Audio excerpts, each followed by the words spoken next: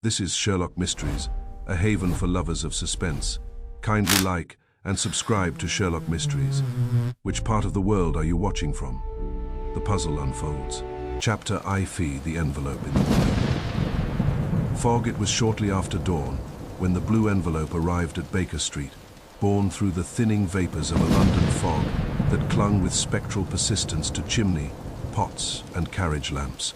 I had risen early, for the chill of the season and an obstinate cough had conspired to shorten my sleep, and I stood by the sitting-room window, observing the indistinct shapes of milk carts and hurrying clerks emerging like phantoms from the mist.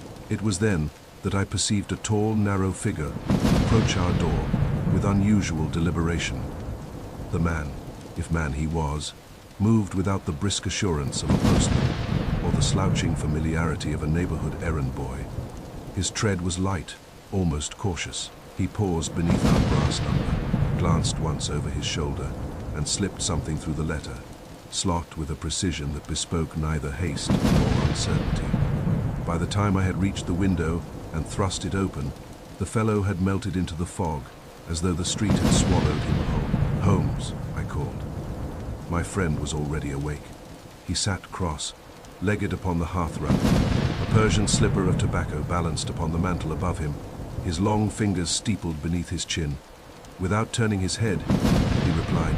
The footfall was unfamiliar. Not the baker's boy, not the telegraph lad. The step was measured, heel first, then toe, indicative of military training or an effort to disguise it. "Pray, Watson, what have we received?" I retrieved the envelope from the hall and brought it to him. It was of a deep, muted blue, the shade one associates with continental stationery of superior quality. The paper was heavy and faintly ribbed beneath the fingers. No address had been written. Our direction had been typed in precise, mechanical characters and affixed as a small rectangle upon its face. There was no crest, no monogram, and the seal was of plain wax impressed by nothing more distinctive than a smooth coin or button. Holmes accepted it with a languid motion, yet I observed the faint tightening about his eyes, a minute contraction that, to one less familiar with his habits, would have passed unremarked. "Continental manufacture," he murmured. "Likely Belgian. The fibers are long, the finish matte.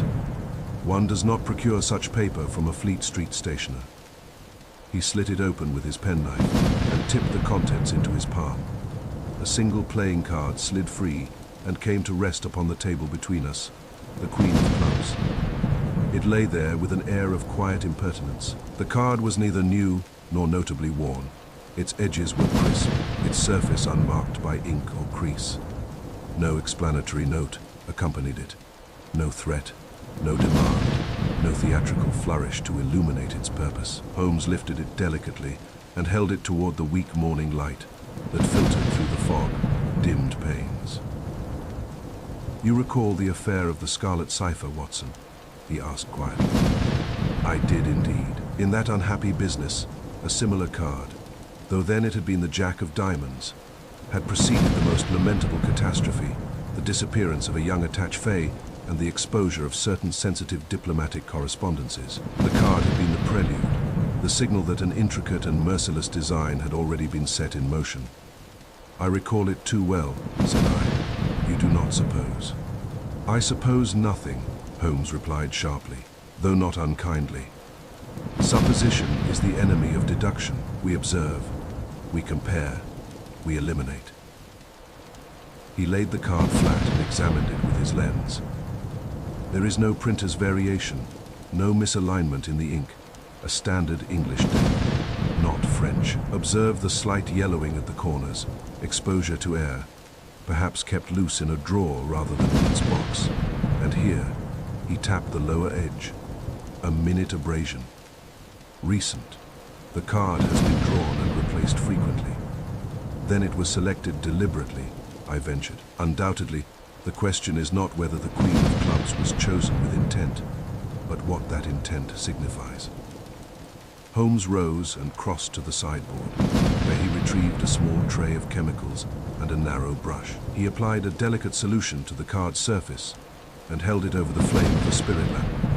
I watched as faint, uneven patterns emerged for a moment. and then faded again.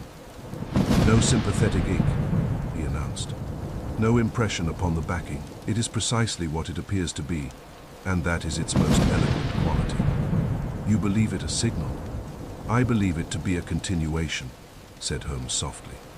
He turned the card so that the painted queen gazed upward, her dark hair framed by stylized foliage. The clubs were rendered as black trefoils, innocent symbols to the casual eye. "In the scarlet cipher," Holmes continued, "the Jack of Diamonds denoted rank within a particular circle, a circle whose members were known to one another only by the suit and value assigned to them. The cards preceded action, a warning, if you will, though one comprehensible only to the initiated." "And you think this is the same hand?" Holmes did not answer at once. He seated himself and leaned back, his long legs stretched before him, fingertips pressed together.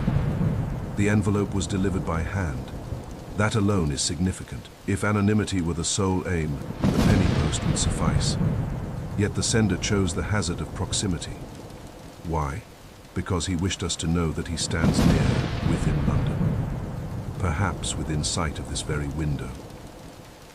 A faint tapping at the door interrupted him. Mrs. Hudson entered with the morning tray, her countenance betraying curiosity. "A gentleman called earlier, sir," she said. "Tall and thin, though I could not see his face clearly for the fog.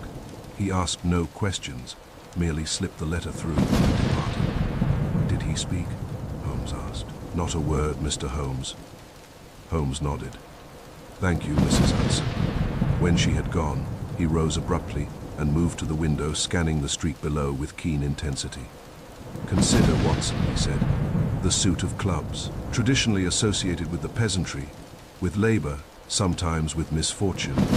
In certain esoteric systems, the clubs represent action, enterprise, force, the queen, authority within that sphere, a woman of influence connected to labor or industry, or perhaps to a charitable enterprise. London abounds with such figures." "You suggest the intended victim is female?" "I suggest only that the symbolism of B centers upon a queen within the suit of clubs. Whether that queen is literal or metaphorical remains to be determined." He paced the room, his mind evidently racing along channels invisible to me. "In the scarlet cipher," he resumed, "the card preceded not the crime itself, but the removal of an obstacle. The attaché had unwittingly discovered an irregularity in the accounts of a certain colonial syndicate. His disappearance was engineered to prevent disclosure." "You believe a crime is imminent?" Holmes stopped short and regarded me with grave eyes. "My dear Watson, a card sent without explanation is not an idle gesture. It is a move upon a board already arranged. The question is whether we have been invited to observe or to interfere." A heavy knock resounded below, sharp and authoritative. Holmes's gaze flicked to the clock. "Shortly after 8, he murmured. "Too early for social calls. Precisely the hour at which anxiety overcomes hesitation." Footsteps ascended the stairs with urgency. A moment later, our door was flung open to admit a lady of perhaps 35 years, dressed in mourning black, her veil cast back to reveal a face pale with agitation, yet possessed of remarkable composure. "Mr. Sherlock Holmes," she demanded. "At your service," he replied, inclining his head. "I am Lady Margaret Fenwick. I beg your pardon for this intrusion, but I was told that if any man in London could prevent what is about to occur, it is you." Holmes gestured to a chair. "Pray be seated, Lady Margaret. What is about to occur?" She hesitated, her gloved hands twisting in her lap. "This morning," she said at last, "I received a playing card, the Queen of Clubs. I felt a chill not attributable to the lingering fog." Holmes's expression did not alter, yet a spark lit behind his eyes. "Indeed," he said softly. "You have the card with you." She produced it from her reticule and placed it upon the table. Holmes laid our own beside it. The two were identical in design, yet a minute difference caught his attention at once. "Observe, Watson," he murmured. "The lower right corner, a faint crescent, shaped nick, the abrasion matches." Lady Margaret stared from one card to the other, her composure faltering in a manner that suggested not ignorance alone, but recognition half suppressed. "What does it mean?" she whispered. Holmes regarded her steadily. "It means, Lady Margaret, that whoever sent this message intended not merely to alarm you, but to ensure that I was aware of it. The game, it would seem, has begun." Outside, the fog shifted and thinned, revealing for an instant the full length of Baker Street, before closing in again like a curtain drawn upon a stage. Chapter 2, Seke. A death before noon by midday. The peculiar tension which had pervaded our chambers since Lady Margaret's departure was shattered by a violent commotion upon the stairs. The firm tread and hurried breath of the newcomer required no introduction. Inspector Lestrade of Scotland Yard entered without ceremony, his narrow shoulders damp with fog and his sharp features flushed from exertion. "Holmes," he began without preamble, "I require your assistance at once." Holmes, who had resumed his seat upon the hearthrug and appeared absorbed in silent contemplation of the two playing cards before him, did not immediately rise. His long fingers were pressed together beneath his chin, and his gaze was distant, as though the inspector's arrival had been anticipated and fitted neatly into some invisible framework. "Good morning, Lestrade," said he evenly. "Pray compose yourself. Your collar is awry, and you have ascended the final flight at a run. Something untoward has occurred."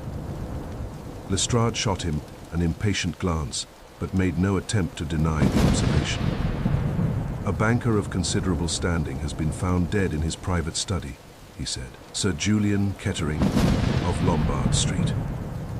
At the mention of the name, I observed the faintest flicker of recognition pass across Holmes's countenance. "Ah," he murmured, "Sir Julian. You know him?" I asked. "By reputation only," Holmes replied. "A man of precision, conservative in investment, discreet in association," continued Lestrade.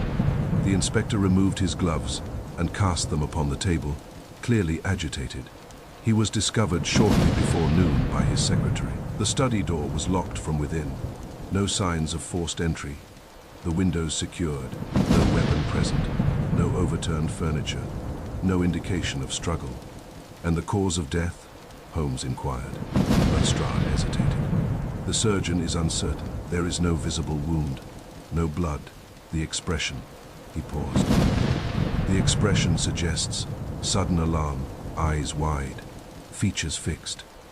He appears to have died in his chair." Holmes rose now, his interest fully awakened. "At what hour was he last seen alive?" "At approximately 10:30. His housekeeper brought him tea. He dismissed her, as was his habit when engaged upon his accounts. And the body was discovered at 12 minutes to noon. The secretary had an appointment and grew uneasy when Sir Julian failed to respond." Holmes paced once across the room. "The clock in the study?" he asked. Lestrade nodded. "Stopped at 11 minutes past 11. "Stopped," Holmes repeated softly. "By mechanical failure or by design, we have yet to determine." Holmes's gaze sharpened. "And was anything unusual discovered among his papers?" Lestrade shifted. The accounts were in perfect order. Ledgers balanced. Correspondence arranged with almost obsessive neatness. There was nothing, if you will forgive the phrase, to excite suspicion. Holmes gave a faint, mirthless smile.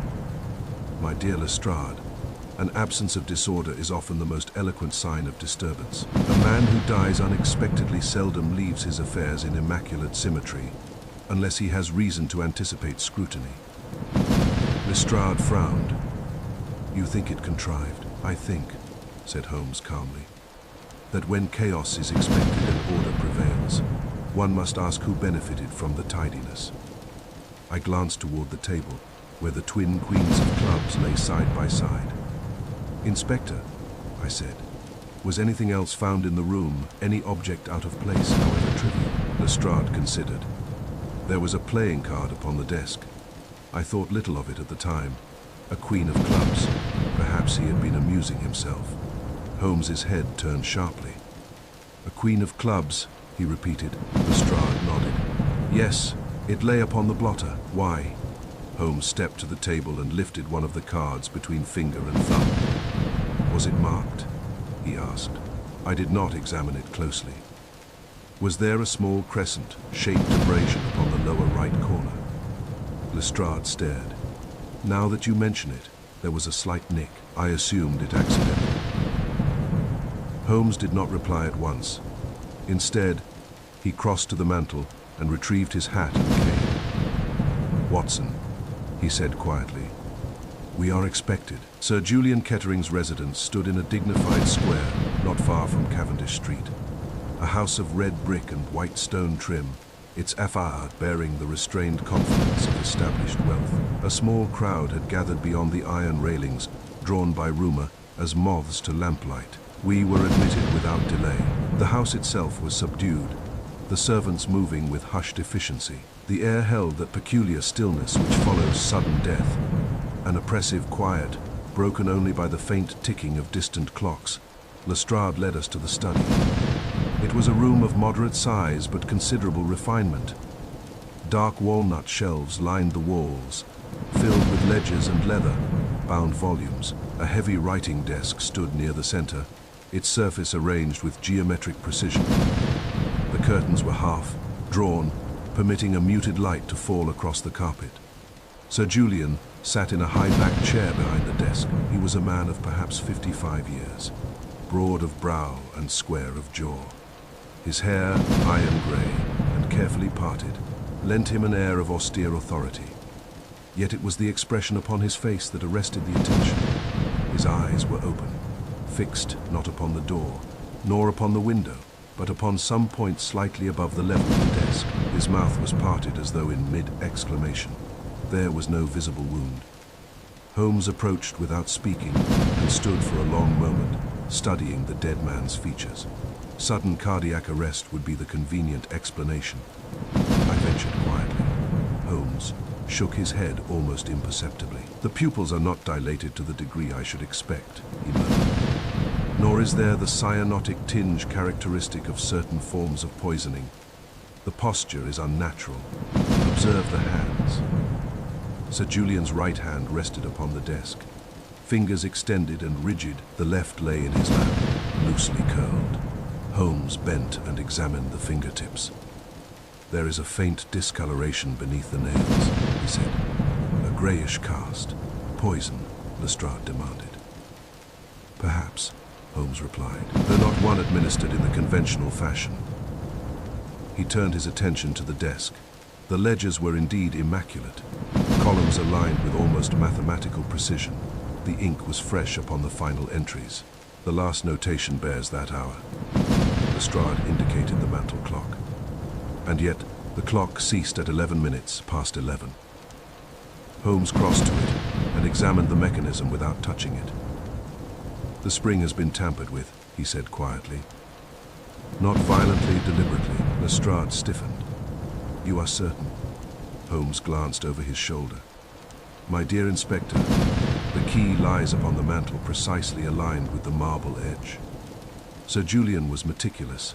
Yes, but he was not mechanical. No man stops a clock in the instant of mortal alarm. He returned to the desk. "There," Lestrade said, pointing. Upon the blotter lay a playing card, the Queen of Clubs. Holmes placed it beside the others he carried. The crescent-shaped abrasion matched perfectly. "The same card," I whispered. "The same deck," Holmes corrected. He examined the blotter with his lens. "There is no indentation from writing over the card," he noted. "It was placed here after the final entry. The blotting paper shows no disturbance." Lestrade folded his arms, then the murderer left it. Holmes straightened. "Or the victim received it." A silence fell. Holmes turned to the window. It was latched from within, the glass unbroken. "No forced entry," he murmured. "No obvious means of escape. A locked room, and yet a card appears, identical to that received this morning by Lady Margaret Fenwick." Lestrade started. "Another recipient?" Holmes inclined his head. "She came to us at 8 o'clock bearing the same token." The inspector's eyes narrowed. "What connection exists between Sir Julian and Lady Margaret?" "That," Holmes replied, "is precisely the question." He knelt suddenly and examined the carpet near the desk. There are impressions here, he said softly. Footprints, Lestrade asked eagerly. Number chair legs. Sir Julian's chair has been moved, slightly forward, then back again. To what purpose? Holmes rose slowly, to confront something, or someone standing precisely where I now stand. He resumed his position opposite the desk and gazed down into the lifeless eyes of the banker. Sir Julian Kettering, he said softly, did not die alone. Holmes's expression grew distant once more. Locks, he said, are devices of iron. They secure wood and brass. They do not secure logic. He turned abruptly. Inspector, I must request that no public statement be made regarding the playing card. Its presence is known only to us and the household, Lestrade admitted, though I have instructed them to remain silent. See that they do. Holmes moved toward the door, then paused. One more question, Lestrade. Has Sir Julian any immediate heirs?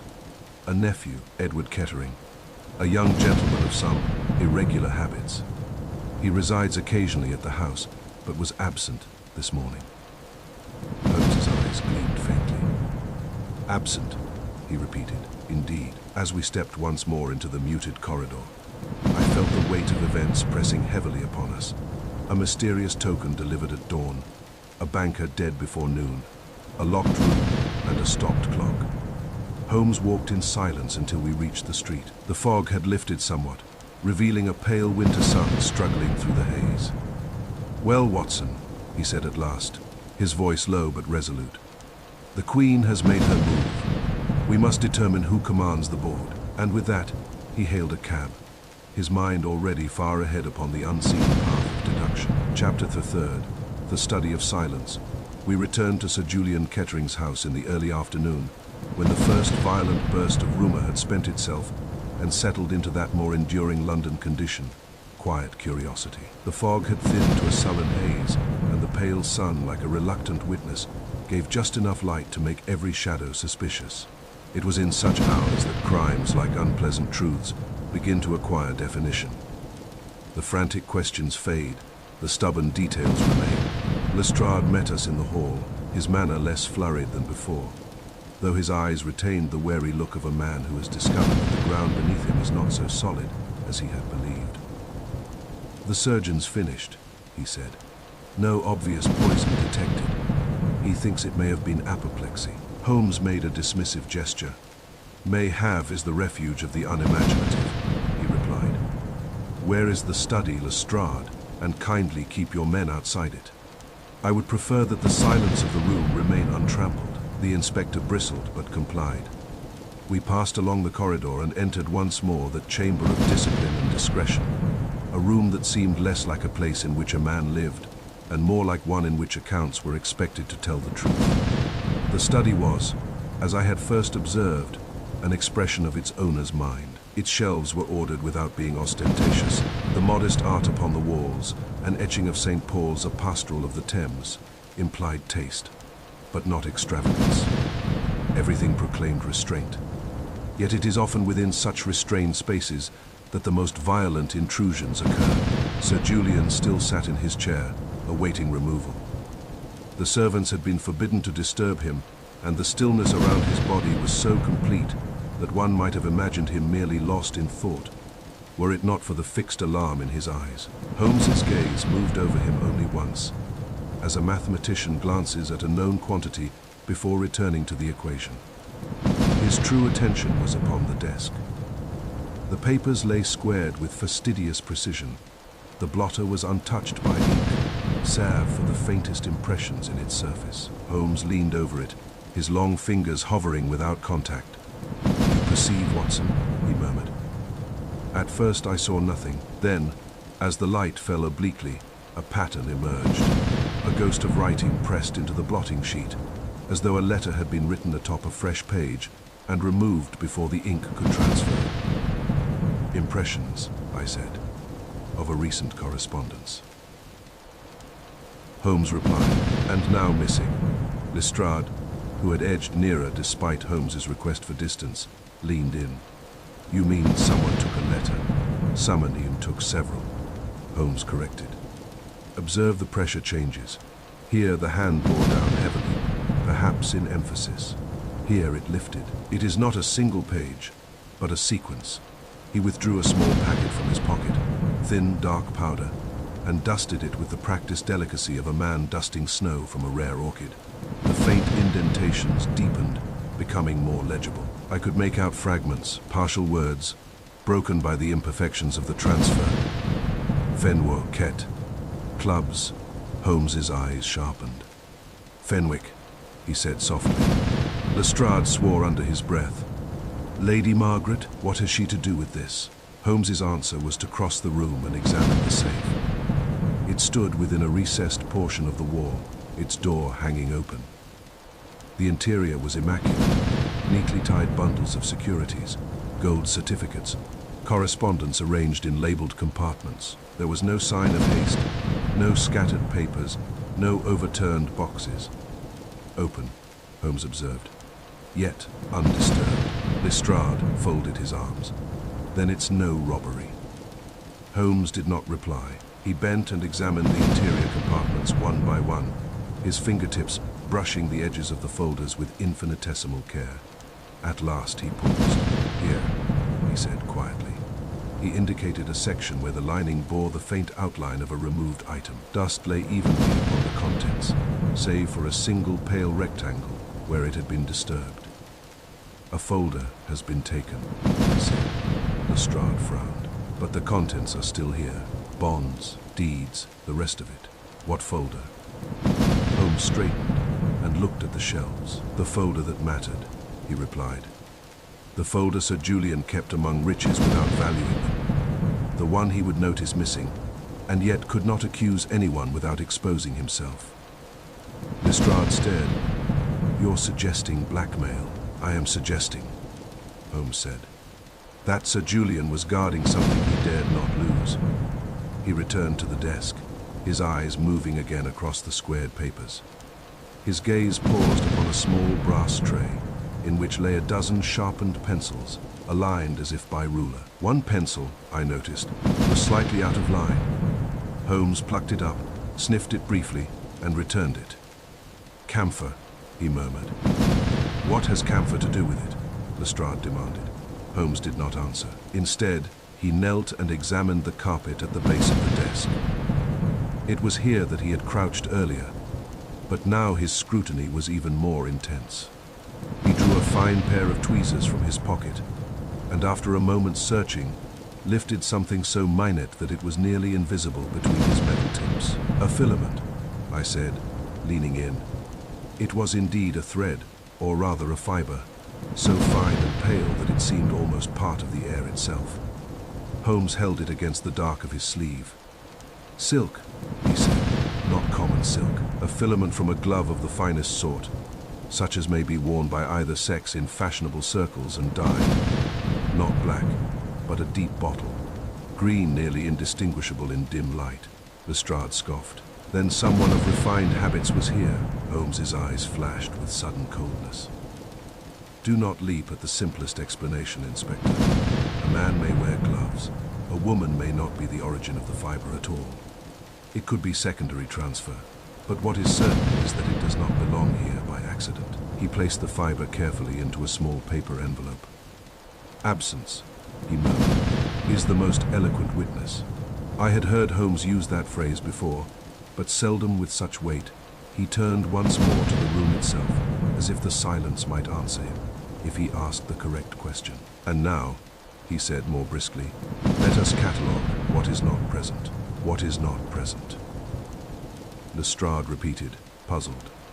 Holmes pointed first to the hearth. The fire has not been lit, though the day is cold and the room is one in which a man would sit for hours. That implies Sir Julian did not anticipate comfort.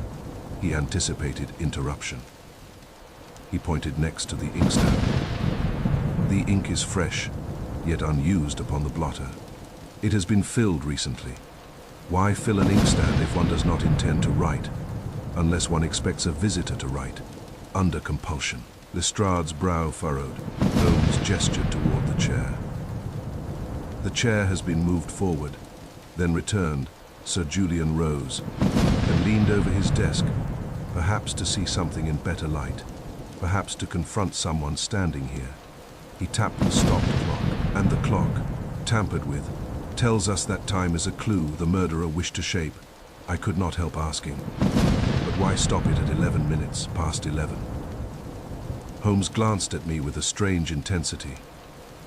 Because, he said, 11 minutes past 11 is not merely a time, it is a message of symmetry, one likely intended by a mind that delights in pattern. Lestrade gave an impatient snort. A message to whom? To someone who understands it, Holmes replied. To the sender, or to any recipient familiar with the old pattern. It signifies design rather than accident. He returned to the desk and examined the queen of clubs, which still lay upon the blotter. He did not touch it, but studied its position relative to the papers, the inkstand, and the faint impressions on the blotting sheet. It was placed here, he said slowly, after the letter was removed, and before Sir Julian died. How can you tell? Lestrade demanded. Holmes indicated the faint dust pattern upon the blotter itself. A subtle gradation that I would never have noticed had he not drawn my eye to it. The card displaced a thin film of paper dust. Had it been present while the letter was written, the dust pattern would be interrupted beneath it. But the dust beneath remains undisturbed. Therefore, it was placed after the writing, as a punctuation mark upon the scene. Lestrade's jaw tightened. Then the killer left it as a signature. Possibly, Holmes said. Or Sir Julian placed it himself, as a warning, a plea, or an act of defiance. He moved to the window and examined the latch. No entry here, he said. And yet a stranger was in this room. The door was locked from within. Therefore, either Sir Julian admitted the visitor and then locked it himself, or the visitor did not leave by ordinary means. Lestrade threw up his hands. Now we're talking secret passages and trapdoors. Holmes's voice grew quiet. We are talking about knowledge, he said. Knowledge of habit, of architecture, of human nature. He turned to Lestrade, who besides Sir Julian, held access to this room, who possessed keys, who knew his routines. Lestrade hesitated. The housekeeper, Mrs. Pritchard, the secretary, Mr. Latham, his nephew Edward, when he deigns to appear, and Sir Julian himself, and Lady Margaret Fenwick, Holmes asked. Lestrade stared. Lady Margaret, she is no relation. No, Holmes said softly. But she is connected. He returned to the blotter and traced the faint impressions once more, reading what could be read from the pressure alone. Fenwell, clubs. 11. I felt an uncomfortable tightening in my chest. Holmes straightened suddenly, as if some invisible mechanism within his mind had clicked into place. Watson, he said, you recall Lady Margaret's manner this morning? Of course. Her grief was genuine, Holmes continued, but her fear was not for herself alone. She knew enough of the old circle to recognize the token, though not enough to master it. She is connected, through her late husband, and the losses he sustained, to the club's earlier operations. And Sir Julian, meticulous Sir Julian, was tied to it. Lestrade leaned forward.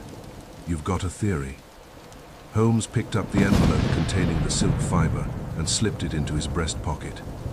I have, he said, but I require one more thing, confirmation. He crossed to the small side table where Sir Julian's tea tray still stood, untouched since the morning. The cup had been removed, but the spoon remained.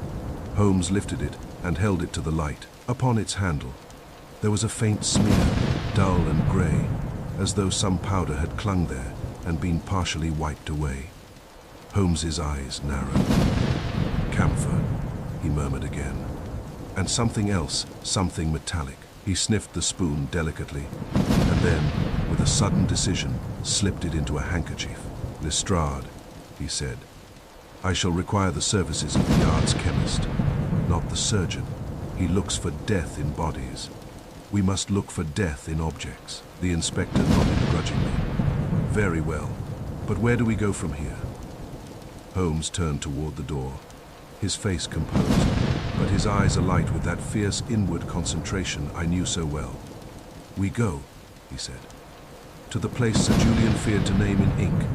We go to the club." And as we stepped once more into the corridor, leaving behind the disciplined room with its stubborn silence, I could not shake the impression that the study itself had been speaking to Holmes all along, not through what it contained, but through what it did not. Chapter 4.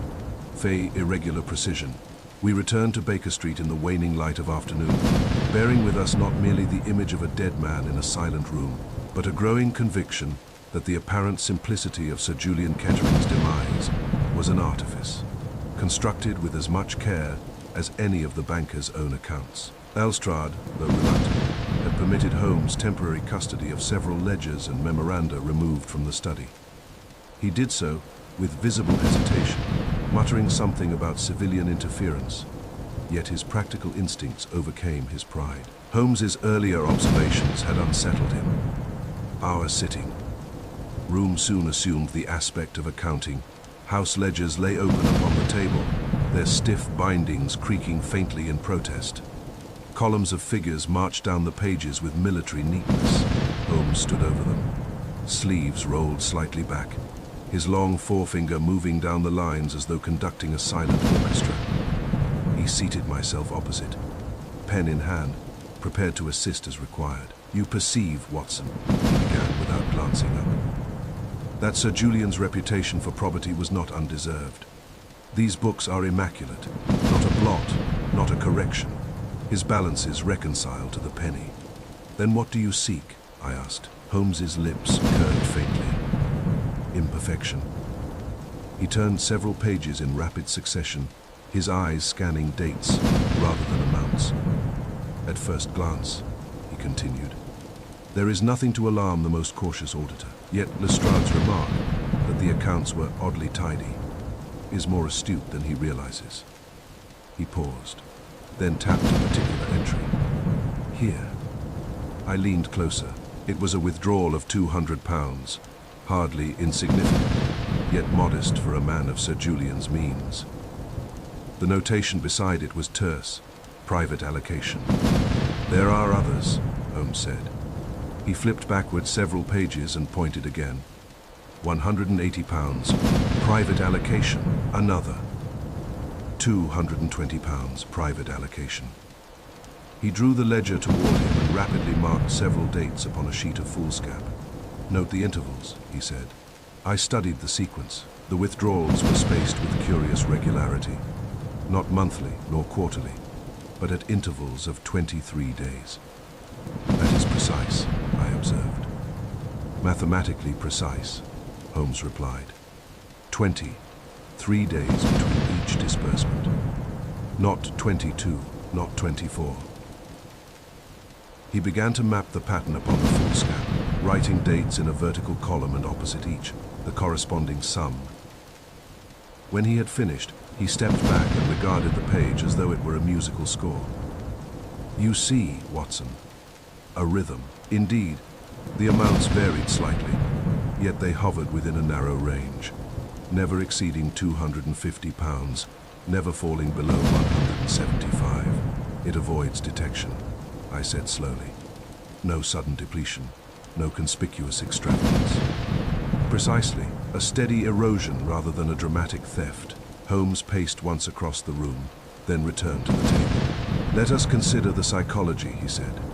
"If Sir Julian had been embezzling, there would be corresponding expenditure. Yet Lestrade assures us, and his inquiries appear sound, that no such extravagance existed. No mistress maintained at Brighton, no speculative losses, no gaming debts." "Then he was being blackmailed," I said.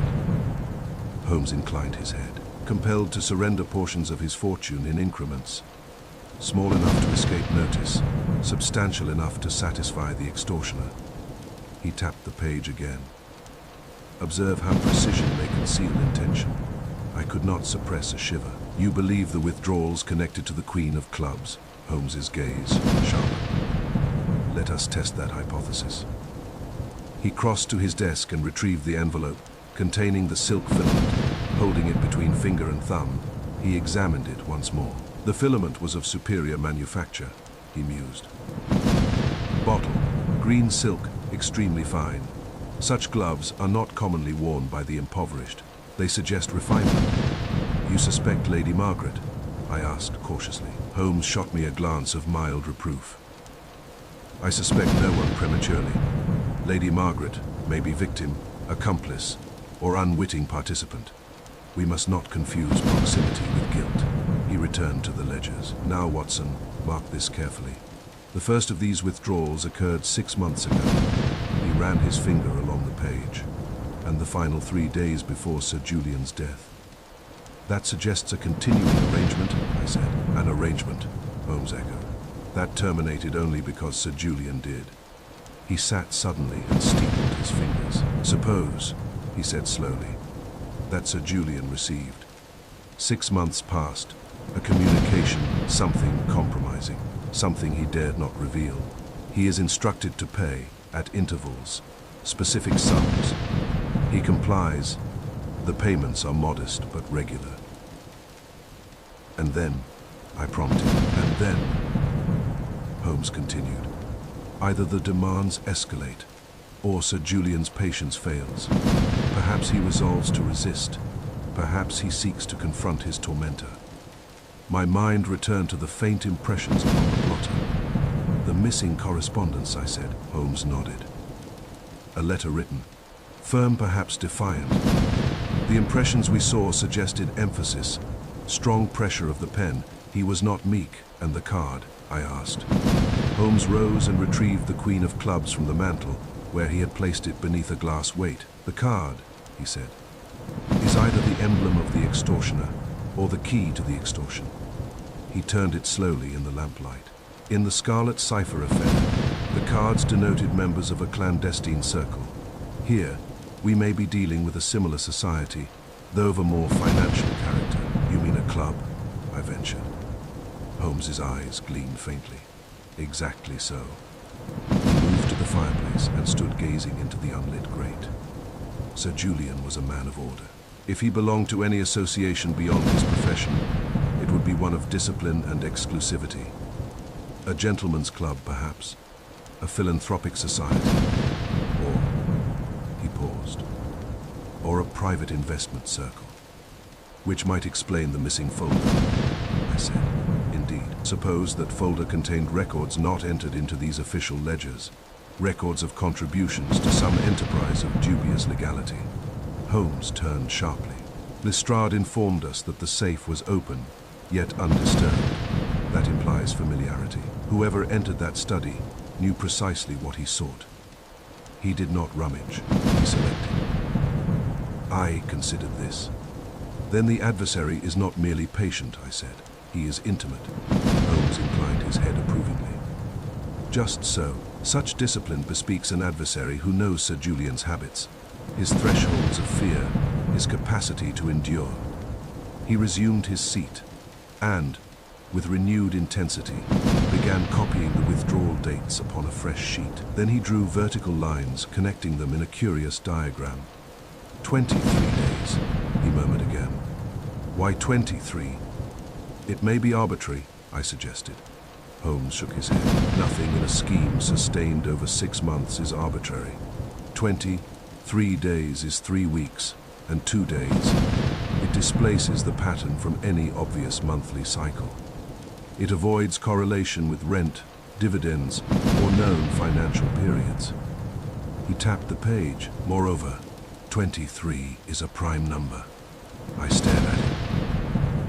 Surely that cannot be significant. Holmes smiled faintly.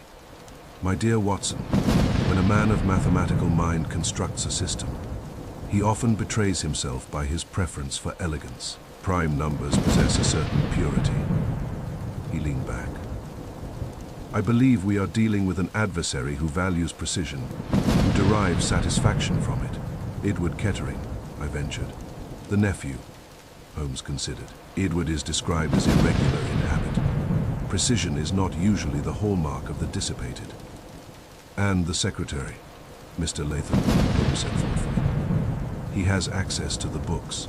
access to Sir Julian's routine. Then perhaps he manipulated the entries, I suggested. Holmes shook his head. Number the entries are Sir Julian's own hand. The pressure, the slope. It is consistent. He recorded these payments himself. He fell silent, his gaze drifting toward the window where evening shadows lengthened across Baker Street. At first, he said slowly, Sir Julian complied without resistance. The sums remained steady, but observe the final 3 entries. He pointed.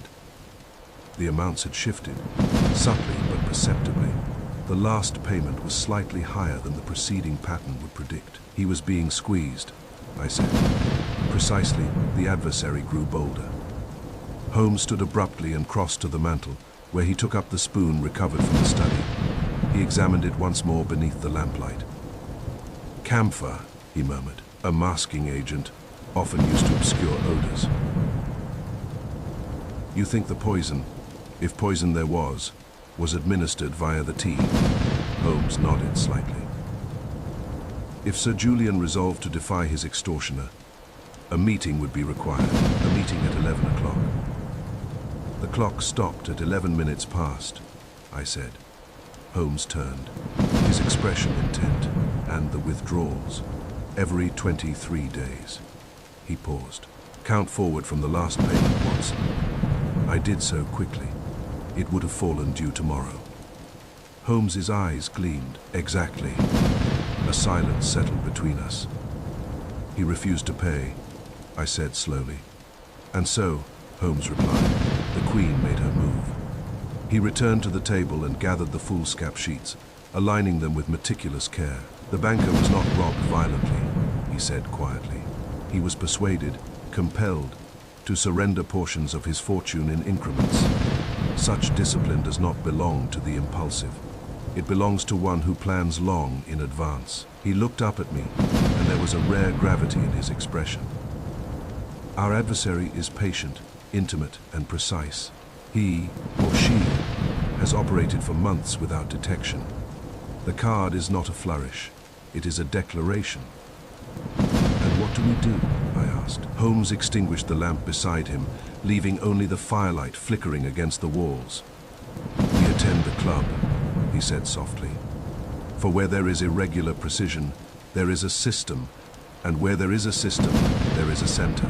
Outside, the first lamps of evening were being lit along Baker Street, their glow diffused in the lingering haze. Within our rooms, amid columns of figures and the silent accusation of a single playing card, I felt the slow tightening of a net, drawn not by chance, but by design. Chapter V Fair partnership dissolved the following morning, dawned with a brittle clarity that seemed almost indecent after the ambiguities of the previous day. Holmes had slept little.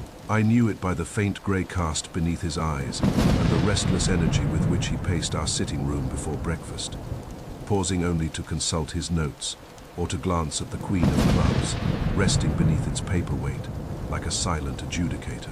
By 9 o'clock, we were en route to Bloomsbury, where resided Mr. Alistair Pembroke, the recently dissolved partner of the late Sir Julian Kettering. Our inquiries, conducted discreetly through Lestrade and certain banking channels known to Holmes, had revealed that the partnership between Kettering and Pembroke had endured nearly 15 years. It had been considered one of the most stable financial alliances in the city. Yet 3 months ago, it had been dissolved by mutual consent. The announcement, printed in modest type within the financial pages, had emphasized amicable terms and continued personal regard. There had been handshakes, public smiles, and assurances that the separation was purely strategic. Holmes distrusted harmony when it followed prolonged collaboration. Men rarely part without residue, Watson, he observed as our hansom conveyed us along the brisk thoroughfare. Where years of shared interest have been entwined, disentanglement leaves fibers behind, however neatly cut. Mr. Pembroke's residence was a dignified Georgian townhouse, its FEA'd restrained yet prosperous. We were admitted by a valet of discreet bearing and shown into a drawing room that reflected a cultivated taste: Turkish rugs, mahogany bookcases, and paintings of continental landscapes, suggestive of travel and leisure. A faint scent of foreign tobacco lingered in the air, rich, aromatic, and not commonly encountered in London parlors.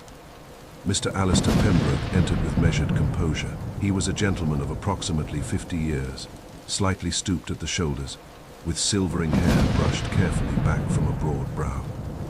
His eyes were pale and steady, and his manner possessed that quiet self-possession, cultivated by men accustomed to command both figures and respect. "Mr. Sherlock Holmes," he said, inclining his head. "And Dr. Watson, I was informed you might call. The circumstances are distressing indeed," Holmes replied gently. "We appreciate your willingness to receive us." Pembroke gestured for us to sit. "I can scarcely believe Julian is gone," he said, folding his hands loosely before him. "We differed in certain professional matters, but I never doubted his integrity." Holmes regarded him with polite attentiveness. "You dissolved your partnership 3 months ago," he said.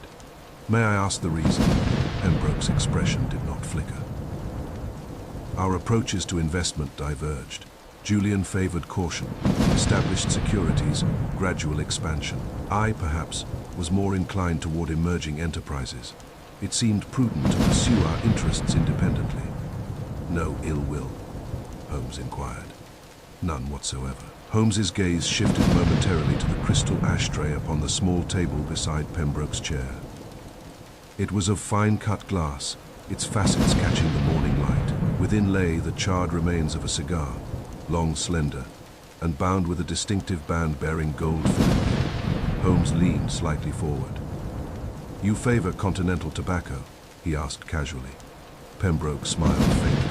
"I developed the taste during a brief sojourn in Vienna, some years ago. London cigars rarely satisfy." Holmes nodded, as if making idle conversation. Yet I saw the minute sharpening of his attention. "Were you aware," Holmes continued, "that Sir Julian had been withdrawing modest sums from his accounts at regular intervals?" Pembroke's brow furrowed faintly. "I was no longer privy to his private ledgers. Our professional separation was complete." "You maintained no informal correspondence?" "We exchanged letters of courtesy," Pembroke said evenly. "Nothing beyond that." Holmes inclined his head. "Forgive my frankness, Mr. Pembroke, but such a long association terminated so recently invites speculation." Pembroke's pale eyes met his without wavering.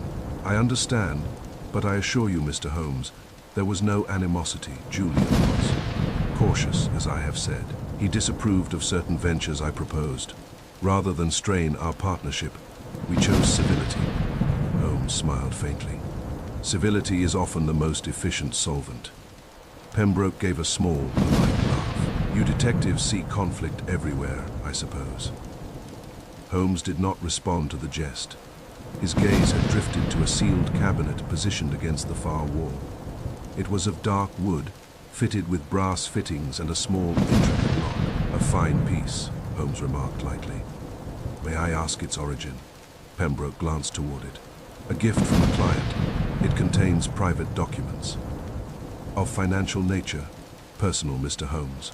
Holmes's expression remained bland. "Of course." There was a pause. The room seemed momentarily suspended between courtesy and something less definable. "You were aware of no threats to Sir Julian?" Holmes asked at last. "Threats?" Pembroke repeated. Holmes withdrew the queen of clubs from his pocket and placed it upon the small table between them. Pembroke's gaze settled upon it for the briefest fraction of a second. So brief that a less practiced observer might have missed it entirely. A faint tightening occurred at the corner of his mouth, then it was gone. "I cannot say that I recognize its significance," he said smoothly. "You have not received one yourself." Holmes studied him in silence for several heartbeats. "Sir Julian had recently written to someone," Holmes said, as though musing aloud. "A letter of some emphasis." Pembroke folded his hands more tightly. "I cannot assist you there." Holmes rose. "You have assisted us more than you realize," he said courteously. Pembroke stood as well.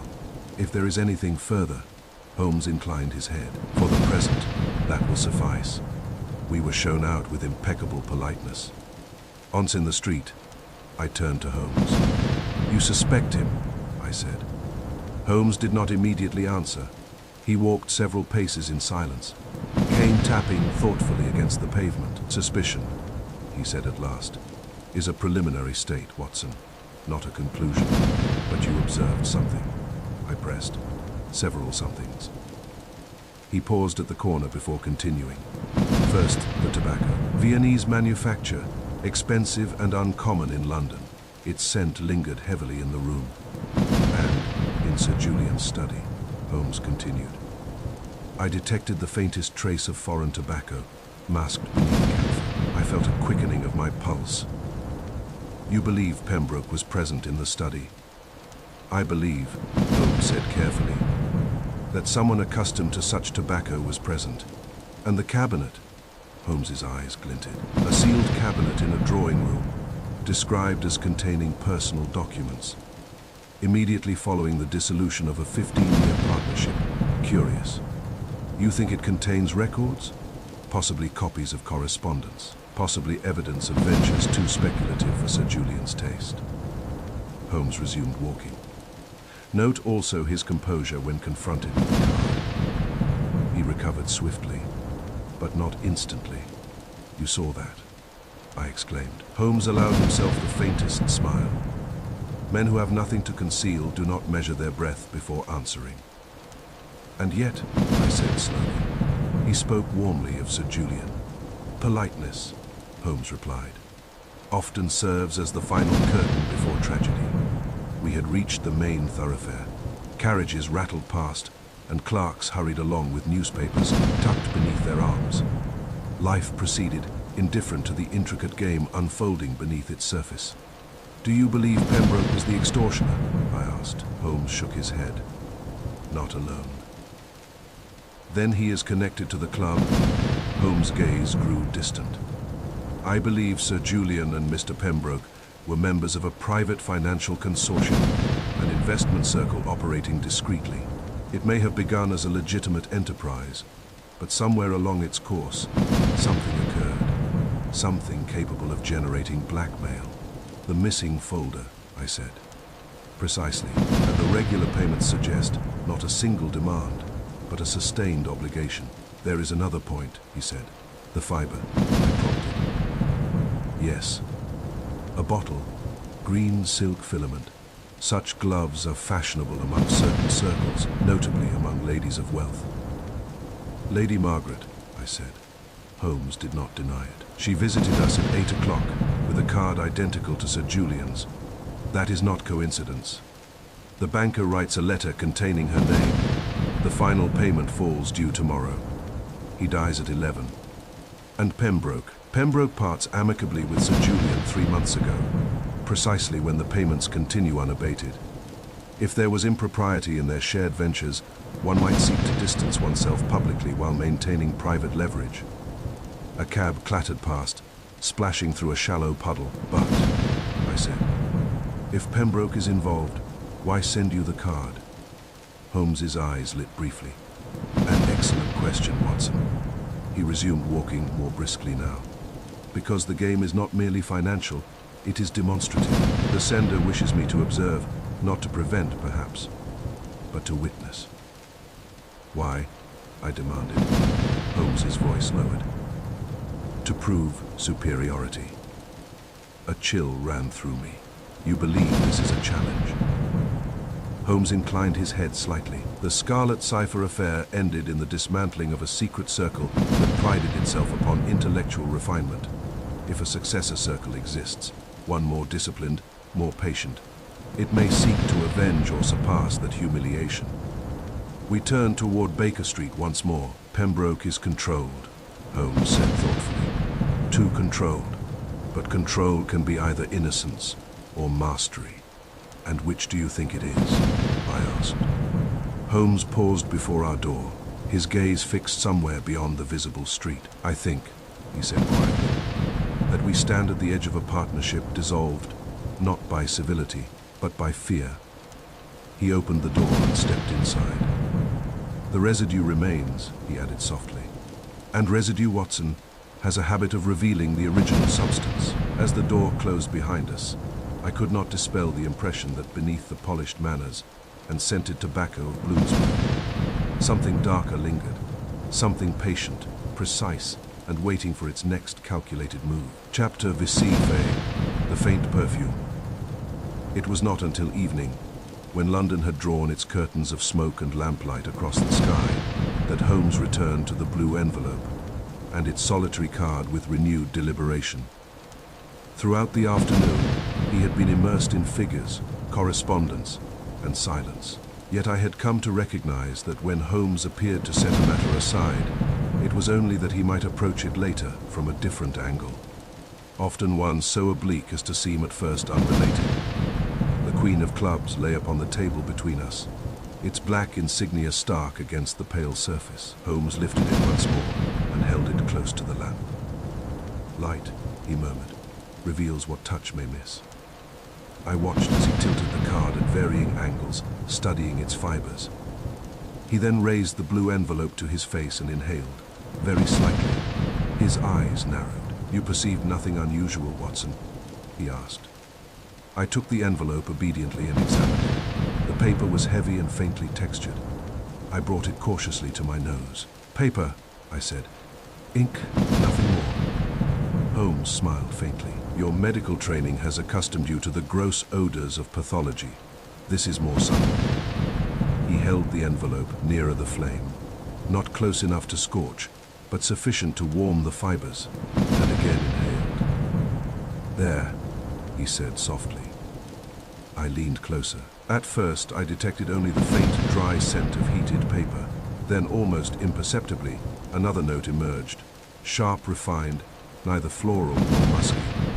It was delicate, yet distinct, not the heavy sweetness favored in certain fashionable drawing rooms, but something cooler, more restrained. "It is unusual," I admitted. Holmes nodded. "Imported," he said. "Not a common English perfume. There is a mineral sharpness to it, a clarity. I have encountered it before." "Where?" I asked. Holmes crossed to his bookcase and withdrew a slim directory of London establishments, an unassuming volume whose margins bore his minute annotations. He began turning its pages with swift precision. "Certain private institutions," he said, "employ scent as a subtle mark of identity, a signature invisible to the eye. You believe the envelope originated from such a place?" Holmes tapped a page and held the book toward me. "There is but one club in London known to scent its stationery with a fragrance of this description." I read the entry. "The Aurelian Club face St. James's Street. Private membership by invitation only. Established 1889. Aurelian," I repeated. Holmes's lips curved faintly. "Derived from aureus, golden. An evocative choice for a gathering of financiers." "The club caters to bankers?" I asked. "To financiers," Holmes corrected. "Men of discreet ventures. Those who prefer luxury under the guise of fellowship." He closed the directory and returned to the table. "Exclusivity," he said softly, "is the enemy of anonymity. You think the card was dispatched from the club?" "Not necessarily dispatched," Holmes replied, "but prepared. Scented paper is seldom handled by chance. It is kept in specific rooms for correspondence between members." He placed the envelope beside the ledger sheets. "Consider the pattern. Sir Julian and Mr. Pembroke dissolve their partnership. Sir Julian makes regular payments, precise, methodical. A private club catering to financiers exists within walking distance of Pembroke's residence, and now we detect its scent upon the envelope that announces Sir Julian's death." "And Lady Margaret?" I asked. Holmes regarded the Queen of Clubs thoughtfully. "She too received a card. If she is connected to the Aurelian Club, it would explain her agitation." "But the club admits only men," I objected. Holmes's eyes gleamed. "Officially," he rose and began pacing. "Institutional exclusivity often conceals unofficial influence. A lady of standing might possess indirect access through a relative, a patron, or a financial interest." He paused beside the mantel. "Moreover, the symbolism of the card itself suggests hierarchy. A queen within the suit of clubs. If the club employs playing cards as emblems, whether formally or privately, it may designate members by suit and rank. Like the scarlet cipher, I said. Holmes inclined his head. Indeed, though perhaps more refined in execution. I considered this. You believe the Aurelian Club is the club Sir Julian feared to name in ink? Holmes nodded slowly. The impressions upon the blotter contained the word clubs. Plural, perhaps, or merely a fragment. But combined with the scent, he lifted the envelope once more. We have direction. A silence settled between us, broken only by the distant rumble of carriage wheels and the muted hum of London's nocturnal life. Holmes, I said at length, if the Aurelian Club is involved in extortion, why invite your attention? Holmes resumed his seat and steepled his fingers. Because the sender does not fear attention, he curates it. He fixed me with that penetrating gaze which has unsettled criminals and statesmen alike. Imagine, Watson, a circle of men accustomed to power. Men who manipulate markets, influence governments, and move fortunes invisibly. For such men, ordinary crime is vulgar, but intellectual superiority, demonstrated before the one man reputed to detect all, would be exquisite. You think this is vanity? I think, Holmes said quietly, it is theater. He leaned back. Observe what we can accomplish. Observe how precisely we operate. Observe how we can remove a man at 11 minutes past 11 and leave his accounts immaculate. I felt a cold tightening in my chest. And the next dawn, I asked. Holmes's expression grew grave. The final payment from Sir Julian was due tomorrow. With his death, that sequence is interrupted. The adversary may seek to correct the rhythm. Another victim, I whispered.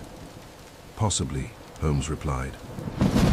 Or a demonstration of continuity. He rose abruptly. We shall not wait to discover which. He crossed to his desk and began writing rapidly upon a sheet of notepaper. To whom are you writing? I asked. To Mycroft. Holmes replied without looking up. If the Aurelian Club indeed exerts influence among financiers, it will not have escaped his notice.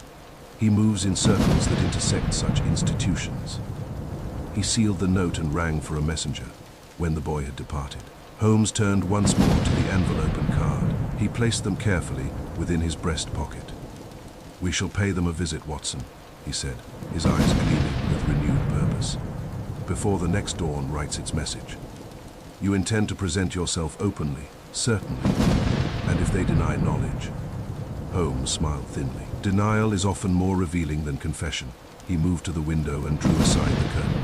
Outside, Baker Street shimmered beneath lamplight, the air tinged with the faint haze of coal smoke. The Aurelian Club prides itself upon discretion, he continued. It believes exclusivity protects it, but exclusivity also narrows the field. He turned back to me. Prepare yourself, Watson. We enter not merely a building, but a fraternity of calculation. I could not suppress a thrill, half apprehension, half anticipation. And if they recognize your challenge, I asked. Holmes's gaze hardened. Then, he said softly, they will understand that the board is no longer theirs alone. He extinguished the lamp nearest the table, leaving the room in a gentler glow. The Queen of Clubs, now hidden within his coat, seemed to exert a curious gravity upon the air. Somewhere within London's labyrinth of wealth and secrecy, a circle of men might even now be congratulating themselves upon their precision. But before the next dawn broke across the city's rooftops, Sherlock Holmes intended to knock upon their polished doors and listen, not for what they said, but for what their silence concealed. Chapter 7, Fame, the Club of Quiet Fortunes. The Aurelian Club stood upon a street where wealth had long since learned that discretion was its most effective ornament. St. James's in the early evening possesses a peculiar air, neither bustling nor deserted, but composed, as though the entire district has agreed to speak in lower tones. The houses and institutions there do not proclaim themselves with gaudy signage. They insinuate their presence with polished brass plates and a severity of architecture that suggests permanence rather than display. A footman admitted us after a brief scrutiny of Holmes's card. One of those plain, unassuming slips which somehow contrive to open doors that remain firmly shut to ordinary men. The vestibule was warm, faintly scented, and hung with heavy drapes that muffled sound. Beyond it, The club unfolded in a sequence of rooms, each arranged with the same restrained luxury. Dark paneling, deep leather chairs, subdued lamps glowing beneath green shades, and portraits of men who had made fortunes so quietly that their faces now served as decoration. Conversation flowed in hushed currents. One heard laughter only in distant ripples. Glasses chimed, like bells heard far across fog. The air held the soft perfume Holmes had detected upon the envelope, sharp, refined, imported. So pervasive it seemed almost part of the club's identity. Holmes moved through the rooms with deceptive casualness, his cane swinging lightly, his manner that of a gentleman untroubled by curiosity. Yet I knew well that every step, every pause, every turn of his head was calculation. "You must not look as though you are looking," he murmured, barely moving his lips. "It offends people in places like this." We entered a long reading room where several men sat with newspapers and financial circulars, their faces half lit by the lamps. At the far end stood a writing desk reserved for members. Upon it were stacks of blue-tinted stationery, heavy continental stock, each sheet embossed with a small, discreet emblem, a sunburst of gold. Holmes slowed imperceptibly, his gaze flicking across the stationery as though with idle appreciation. I noted, too, that a small silver tray held envelopes of the same muted blue, precisely the shade of the one delivered to Baker Street. The imported perfume lingered unmistakably around the desk, as though the fibers themselves exhaled it. Holmes leaned slightly toward me. "You see," he whispered, "our envelope had a home." A servant in impeccable livery approached with the silent efficiency of such establishments. "May I offer you gentlemen refreshments?" he murmured. Holmes accepted a glass of sherry with a nod, though I observed he did not drink. Instead, his eyes roamed the room, noting alcoves, exits, and the subtle placements of screens and curtains that allowed privacy within an otherwise open space. "This is a house built for secrets," he said softly.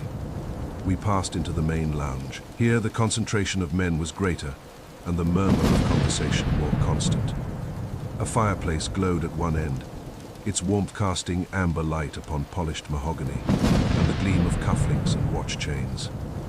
It was there that I saw him. Alistair Pembroke stood near a small table, engaged in conversation with two gentlemen of distinguished appearance. His posture was relaxed, his smile mild. Yet when Holmes entered the room, something in his composure flickered, no more than the brief tightening I had seen in his drawing room the previous day. But enough for Holmes to notice. Holmes drifted toward him, as though by chance. "Mr. Pembroke," he said smoothly. "What an agreeable coincidence." Pembroke turned, and his smile held, though with effort. "Mr. Holmes," he replied. "Dr. Watson, I did not expect to encounter you here." "Nor I you," Holmes said lightly. "Yet London is a village in certain circles, is it not?" Pembroke gave a faint laugh. "One might say so." Holmes sipped at his sherry, barely wetting his lips, while his eyes, under cover of conversational ease, surveyed the chamber. I saw him note the doorways, the curtained alcove near the corridor, and the narrow staircase leading upward, perhaps to private rooms. "You are a member of the Aurelian Club?" Holmes asked casually. "For some years," Pembroke replied. "It is convenient." "Convenient," Holmes echoed, his tone suggesting nothing. "For men of business, I imagine." "Exactly." Holmes allowed a brief pause, then gestured lightly toward the writing desk in the reading room. "Your stationery is distinctive, scented, too, an elegant touch." Pembroke's eyes narrowed almost imperceptibly. "So you noticed. The committee prides itself on small refinements." "Refinements can be very revealing," Holmes replied. Pembroke's smile stiffened. Across the room, upon a side table near a group of men engrossed in a game of whist, lay a deck of cards. I might not have observed it had Holmes not subtly angled his body, drawing my attention without words. The box was open. Several cards had been removed and placed face down beside it. Holmes's gaze rested upon the deck with an intensity that lasted only a second. The design of the card backs was identical to the Queen of Clubs in Holmes's pocket. He murmured, barely audible. "Same acre, same run."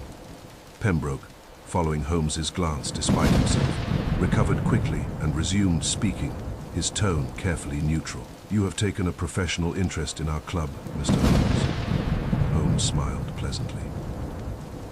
"I take a professional interest in anything that intersects with human behavior." Pembroke's pale eyes held his. "And does our club intersect with it?" Holmes shrugged lightly, as though the matter amused him. "Men gather, speak, exchange papers, make arrangements. It is inevitable." Pembroke's fingers tightened around his glass. Holmes shifted his attention, as though becoming suddenly bored of Pembroke, and allowed his gaze to wander again. This time deliberately. At a table near the fireplace sat a stout man with heavy jowls and a watch chain thick as rope. He was engaged in quiet conversation with a thin gentleman whose eyes darted constantly about the room. Near them, half concealed by a screen, sat another figure, a man of elegant build, his face partially in shadow, reading a financial circular with intense concentration. Holmes's eyes lingered on the last man for a fraction longer. Then he turned back to Pembroke. "You were close to Sir Julian Kettering," Holmes said softly. Pembroke's expression tightened. "Yes, his death is a terrible shock." "Indeed, and yet you have made no public appearance of mourning." Pembroke's eyes flashed. "Must grief always be public?" Holmes inclined his head. "Not at all. Forgive me. I merely observe." Pembroke exhaled slowly. "You have come here about Julian, then?" Holmes's smile remained courteous. "I have come here about a card," he said lightly. Pembroke's gaze fixed upon Holmes's face.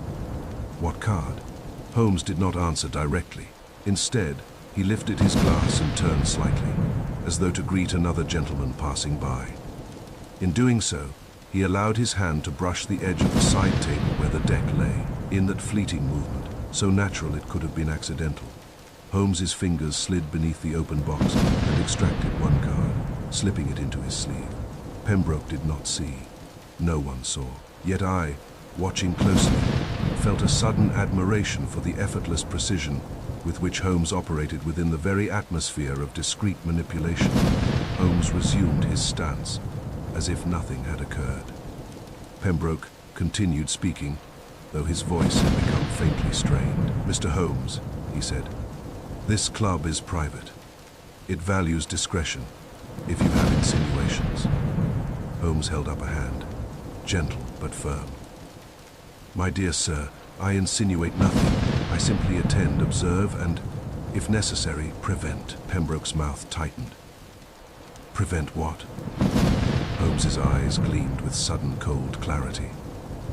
"The next move." Pembroke's composure faltered again, just enough.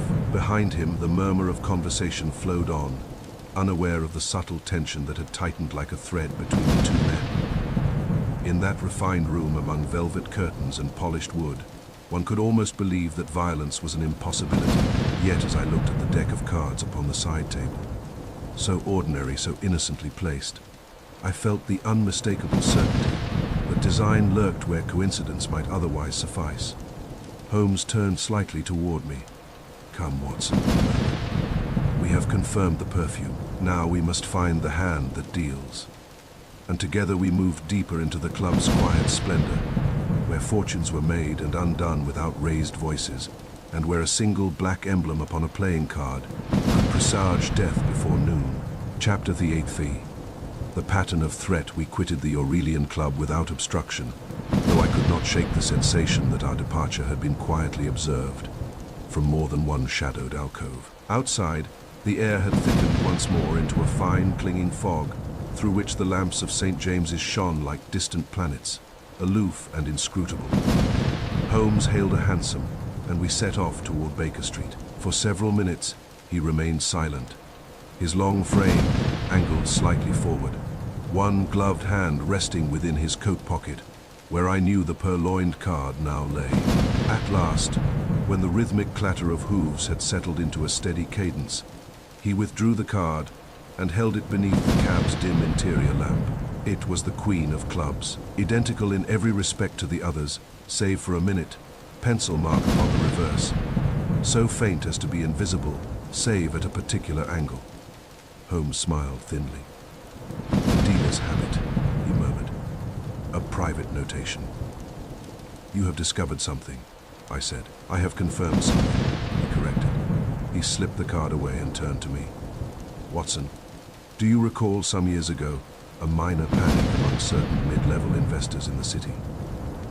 It did not reach the newspapers in any dramatic fashion, yet several men of comfortable fortune suffered abrupt reversals." I searched my memory. "There was talk," I said slowly, "of unfortunate speculations, foreign railways perhaps." Holmes inclined his head. "On the surface, yes. Yet 3 of those men, Harcourt, Milner, and Dalloway, each received, shortly before their ruin, an anonymous token, a letter, a playing card." Holmes said quietly. "A single card, different in each case. One received the King of Diamonds, another the 10 of Spades, the third the Jack of Hearts." I stared at him. "You never mentioned this." "It did not then warrant my intervention," Holmes replied. "The men were not murdered. They were ruined financially and socially. Each withdrew from public life shortly thereafter. One emigrated, one retired in disgrace. The third died, officially of apoplexy. And you suspect a connection." Holmes's eyes gleamed in the half-light. "I do not suspect it. I recognize it." The cab turned into a broader thoroughfare, and the fog swirled briefly aside before closing in again. "In each of those earlier cases," Holmes continued, "the recipient of the card had engaged in a discreet consortium, an investment circle operating outside the stricter scrutiny of the exchange. Profits were handsome, so too were the risks." "The Aurelian Club," I said. Holmes nodded, though at that time its involvement was never publicly acknowledged. "And the cards?" I pressed. "The cards preceded exposure," Holmes replied. "Not exposure to the law, but to reputation, private dealings, questionable leverage, and in one instance, information that bordered upon blackmail." A chill crept along my spine. "You believe the club orchestrated their ruin, not the club as an institution?" Holmes said carefully. "Rather, an individual or small group within it." "And Sir Julian?" I asked. Holmes folded his hands. "Sir Julian Kettering was, in his youth, less conservative than in later life. He possessed both ambition and access. It is my belief that he was once complicit in the earlier manipulations." "You mean he helped ruin those men?" I said, appalled. Holmes's expression did not soften. "Complicit does not necessarily mean architect. It may mean silence. It may mean profit derived from knowledge one ought not to possess." The cab jolted slightly as it crossed uneven stones. "Years pass," Holmes continued. "Men grow respectable. They distance themselves from youthful indiscretions. Partnerships dissolve, but secrets do not decay with time. They ferment. And now," I said slowly, "the architect of the earlier scheme has resumed the practice." "Precisely." Holmes leaned closer, his voice lowering despite the noise of the street. "The pattern is elegant in its cruelty. A single card. No words, no accusation, merely a symbol. The recipient understands its meaning because he recognizes his own past." "The threat of exposure," I murmured. Holmes inclined his head. "The neat withdrawals in Sir Julian's ledgers represent payments extracted under that threat. Small sums carefully spaced, sufficient to satisfy the extortioner without attracting external scrutiny." 23 days, I said. "Yes, a rhythm, a reminder, like the ticking of a clock." "And when Sir Julian hesitated or sought to resist?" Holmes nodded. "The increase in the final payment suggests pressure. Perhaps the extortioner demanded more. Perhaps Sir Julian attempted to negotiate." "And the letter," I said, "the one whose impressions we saw. Very likely a declaration of refusal or of intention to expose the scheme himself." The cab slowed as it approached Baker Street. "And so he died," I said quietly. Holmes regarded me steadily. "Fear, Watson, is often a more reliable assassin than poison. You mean? I mean that a man confronted with the certainty of public disgrace, of ruin, imprisonment, or worse, may be brought to the brink without a drop of toxin. But the spoon, I protested. The camphor, the metallic trace.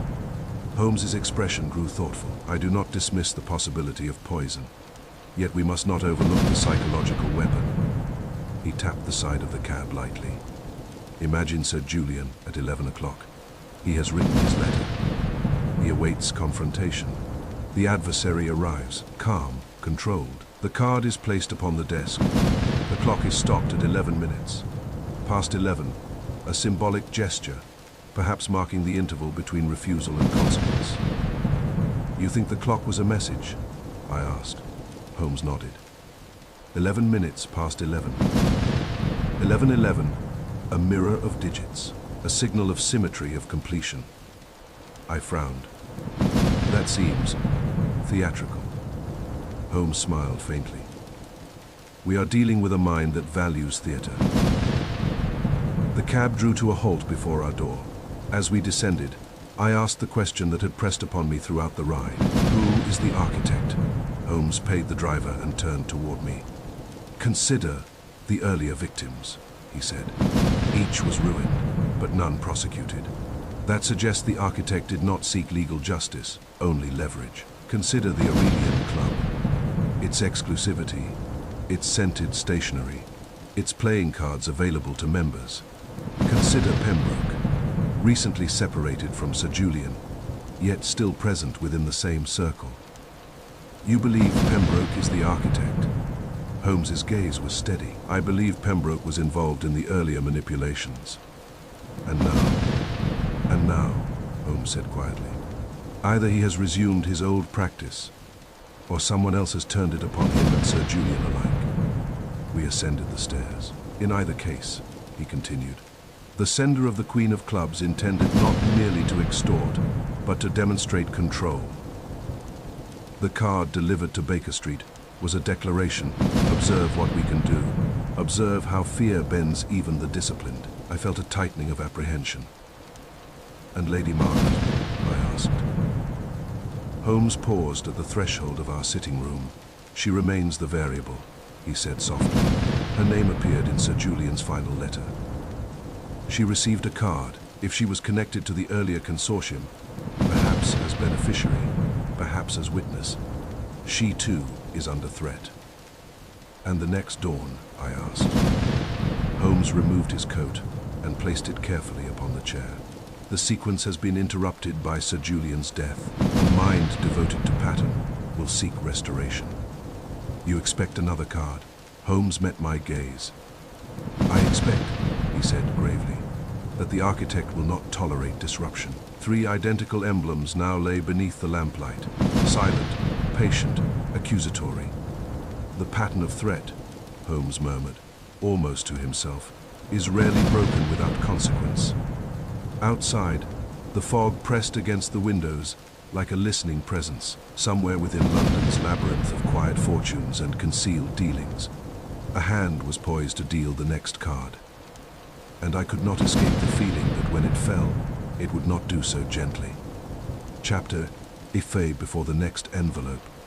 Holmes did not retire that night. While I attempted a brief repose upon the sofa, he remained seated at the table. The 3 queens of clubs aligned before him, like pieces upon a chessboard. His eyes were closed, yet I knew from experience that his mind was engaged in its most relentless activity.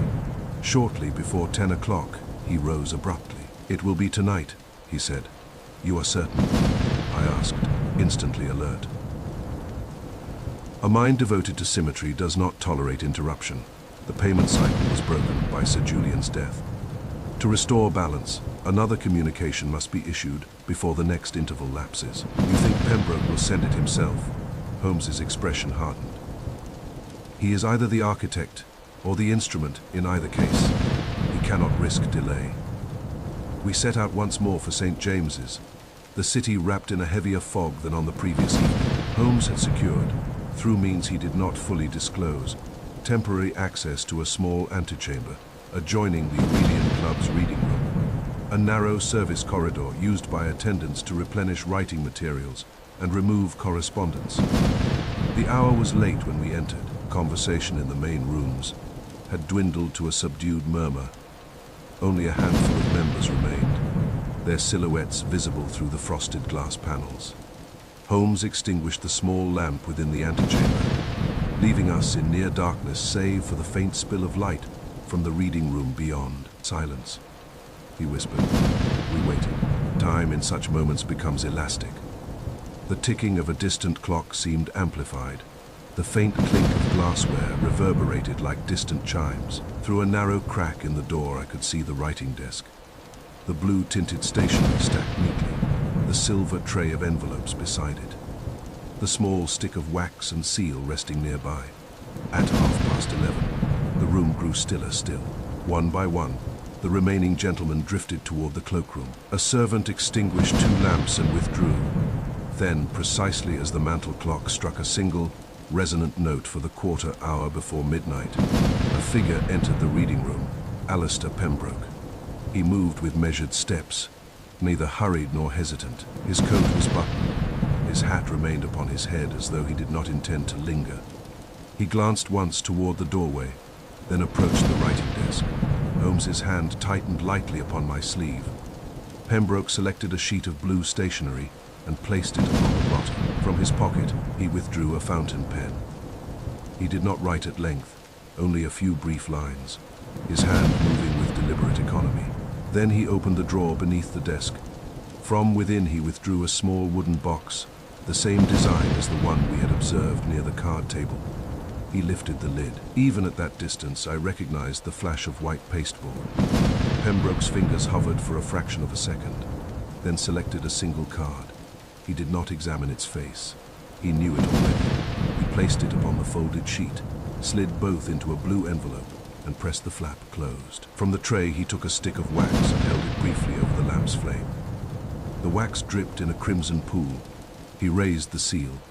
Before it could descend, Holmes moved. The antechamber door swung open without sound, and Holmes stepped into the lamplight, as though he had materialized from the shadows themselves. "Pray do not trouble yourself," he said calmly. "The wax will cool of its own accord." Pembroke started violently. The seal fell from his fingers and clattered upon the desk. The pallor that swept across his face was so complete that for a moment I feared he might collapse. "Mr. Holmes," he managed. Holmes advanced at an unhurried pace, his expression composed. "Midnight correspondence," he inquired mildly. "How industrious." Pembroke's hand trembled as he set down the envelope. "This is a private matter." Holmes's eyes flicked to the envelope. I saw the faint indentation of a card within. "Indeed," Holmes replied, as was Sir Julian Kettering's. Pembroke's lips parted, but no sound emerged. Holmes reached forward and with unassailable calm lifted the envelope. He held it to the light. Through the paper, the outline of a single playing card was visible. "Shall we see which honor is bestowed tonight?" Holmes asked softly. He broke the seal before Pembroke could protest and withdrew the contents. The card was the King of Diamonds. Holmes laid it upon the desk beside the unlit wax. "A promotion, perhaps," he observed. Pembroke's composure fractured. "You have no right," he began, but his voice faltered. Holmes's tone remained even. "I have every right when death precedes the delivery." Pembroke's breath came shallowly. "You cannot prove." "I can prove," Holmes interrupted gently, "that the envelope you dispatched to Baker Street bore the identical scent that permeates this room. I can prove that Sir Julian's ledgers reflect payments made at precise intervals corresponding to the issuance of these cards. I can prove that you were present in his study on the morning of his death."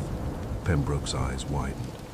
"The tobacco," Holmes continued quietly, "Viennese, masked imperfectly by camphor, a silk filament from a bottle, green glove, yours I believe, for you affect them in colder weather, and the clock stopped at 11 minutes past 11. Pembroke swayed slightly. "You stopped it," Holmes said, a symbolic flourish in keeping with your old method. "You value symmetry and wish the scene to announce design." "I did not kill him," Pembroke burst out. Holmes regarded him steadily. "No," he said. "You did not strike him. You did not poison him in any measurable quantity. You confronted him." Pembroke's shoulders sagged. "You placed the card upon his desk," Holmes went on. "You informed him that his past complicity in the earlier manipulations would be exposed, that the Aurelian Circle, under your guidance, would ensure his ruin." Pembroke closed his eyes briefly. "He refused to continue the payments," Holmes said. "He had written a letter, one in which he threatened to reveal the entire scheme. You knew it. You demanded the missing folder from his safe, the one containing records of the earlier extortions." Pembroke's silence was confession enough. Holmes's voice softened, but did not relent. Sir Julian was not a young man. He had lived in disciplined fear for months. When you staged your confrontation, when you stopped the clock and declared the final card, his heart failed. Pembroke opened his eyes, and there was genuine horror within them. "I did not touch him," he whispered. "No," Holmes agreed. "You did not need to. Terror did what steel need not." The room seemed suddenly smaller, the air heavier. "You resumed the pattern this evening," Holmes continued, "because the system must persist. Fear is your instrument, the card is your signal, financial coercion, your craft." Pembroke's voice broke. "They were not innocent men," he said hoarsely. "They profited from insider knowledge. They ruined others. I merely redistributed the balance." Holmes's gaze hardened. "You exploited their guilt for your own gain." Pembroke's jaw tightened, but he did not deny it. "And now," Holmes concluded, "you would extend the practice to another." He lifted the King of Diamonds. "To whom was this addressed?" Pembroke hesitated, then whispered a name. One I recognized from Holmes's earlier recitation of ruined investors. Holmes nodded slowly. "The pattern would continue," he said, until interrupted. Inspector Lestrade entered, breathless but triumphant. Holmes had clearly anticipated the necessity of his presence. "I believe," Holmes said quietly, "that Mr. Pembroke has an explanation to offer." Lestrade stepped forward, his eyes fixed upon the envelope, the card, and the ashen figure before him. Pembroke did not resist as the inspector placed a hand upon his arm. "I never meant to kill Julian," he murmured. Holmes regarded him with a curious mixture of severity and regret. "You cultivated fear as a mechanism," he said. "You discovered too late that it does not always stop where one intends." As Lestrade led him away, the scent of imported perfume seemed suddenly cloying rather than refined. The writing desk, with its neat stacks of blue stationery, appeared less a symbol of exclusivity than of calculated menace. Holmes extinguished the lamp beside the desk. "The next envelope," he said softly, "will not depart tonight." And in the hush that followed, I understood that though no blade had been drawn and no pistol fired, a life had been ended by a weapon far more insidious. The disciplined application of dread, chapter XV, the Queen of Clubs Falls the fog had thinned by the time we returned to Baker Street. Yet the air retained the peculiar stillness which precedes dawn. London lay suspended between night and day, its vast machinery momentarily hushed. Inspector Lestrade had conveyed Alistair Pembroke to the yard under discreet guard, and arrangements were already in motion to secure the club's records before rumor could outrun evidence. Holmes removed his gloves with deliberate calm and placed the final card, the King of Diamonds, beside the three queens upon our table. For a long moment he stood over them without speaking. "You anticipated his confession," I said quietly. Holmes seated himself and steepled his fingers. "I anticipated collapse," he replied. "A structure founded upon intimidation cannot withstand direct illumination." Once confronted with the full sequence of his own design, Pembroke perceived that denial would avail him nothing. Lestrade's account relayed before his departure had confirmed what Holmes had deduced in outline. Years earlier, Pembroke and Sir Julian had indeed engaged in a mutual enterprise within the Aurelian Circle. Armed with confidential knowledge, secured through private consultations, premature disclosures, and discreet influence, they had manipulated markets to their advantage. Investors of weaker constitution had been maneuvered into disadvantageous positions. Some had been ruined outright. The playing cards had begun as a private signal between the conspirators, a method of identifying which investor was to be disciplined. Next, the symbolism amused them. The suit denoted the sphere of influence, the rank, the degree of pressure to be applied. It lent the enterprise an air of abstraction, Holmes observed, as though they were dealing in symbols rather than livelihoods. In time, however, Sir Julian's appetite for such ventures had waned. Whether from conscience, prudence, or the simple desire for stability, he grew cautious. He urged dissolution. The partnership ended outwardly with civility, handshakes and public praise. Yet beneath that polished surface lay fracture. Men who traffic in secrets rarely withdraw unscathed, Holmes said. Pembroke, less inclined toward restraint, continued to cultivate the method. But now, instead of sharing profit, he turned the mechanism inward. He reminded Sir Julian, quietly at first, of their earlier dealings. A card arrived, then another, a suggestion that certain records might reach unfriendly ears. The neat withdrawals began. Each payment was modest, each interval exact. The rhythm of 23 days was Pembroke's invention, a private cadence sufficiently irregular to evade suspicion, yet sufficiently consistent to reinforce anxiety. For 6 months, Holmes said, Sir Julian purchased silence. Yet silence, like any commodity, grows more costly. When Sir Julian resolved at last to resist, perhaps emboldened by the fear that his complicity would eventually surface regardless, he prepared his letter. The impressions upon the blotter testified to emphasis, to defiance. He summoned Pembroke, or responded to him. At 11 o'clock the confrontation occurred. Pembroke admitted, in halting phrases, that he had intended only to frighten, to compel one final substantial payment. He had retrieved the incriminating folder from the safe and placed the Queen of Clubs upon the desk as a declaration that the old order remained intact. He had then stopped the clock. It amused him, Holmes remarked quietly, to create symmetry. 11 minutes past 11. A visual echo, a signal that the appointed time had expired. Sir Julian's heart, already strained by months of dread, faltered under the sudden certainty of exposure. The shock proved sufficient. There was no need of blade or bullet. The camphor upon the spoon, introduced in small quantity to suggest chemical influence, had been intended to obscure suspicion, not to administer lethal poison. Terror, Holmes said, completed the work. Lady Margaret Fenwick's involvement proved indirect, though not insignificant.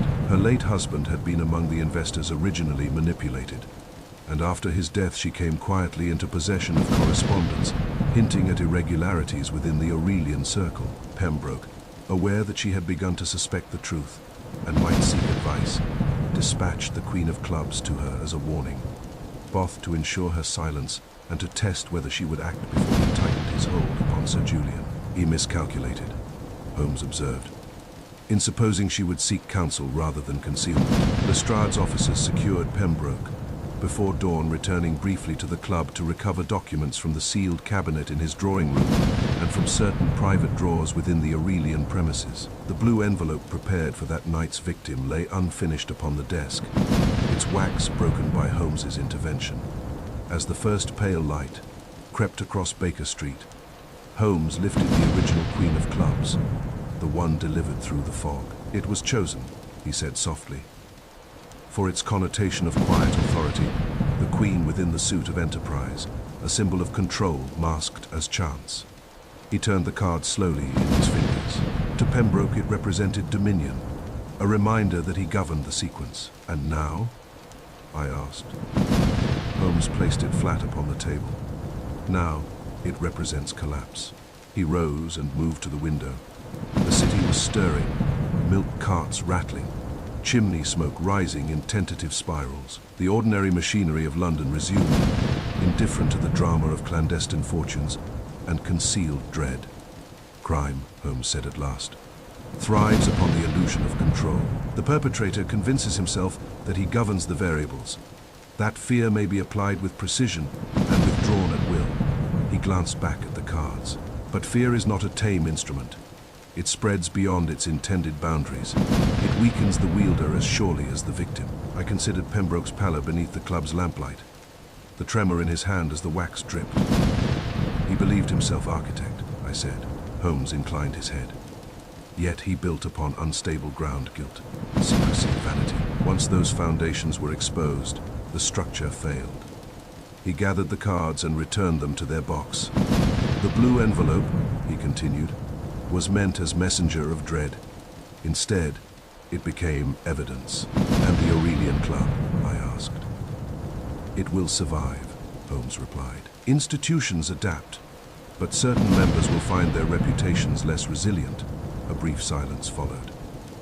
Do you regret, I ventured, that Sir Julian's past misdeeds contributed to his end? Holmes's expression grew contemplative. Regret is a sentiment, Watson. I observe consequence. Sir Julian participated in a scheme that weaponized knowledge. He later sought retreat. But actions, once set in motion, generate momentum. He turned back to the window as sunlight edged the rooftops. Yet no man deserves to die of terror in his own study. I felt the weight of that truth.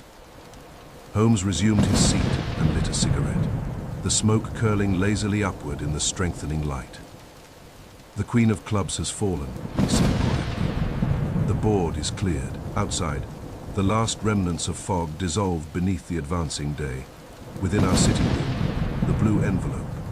Once slipped through our letter, slot as a herald of unseen menace, now lay empty upon the table.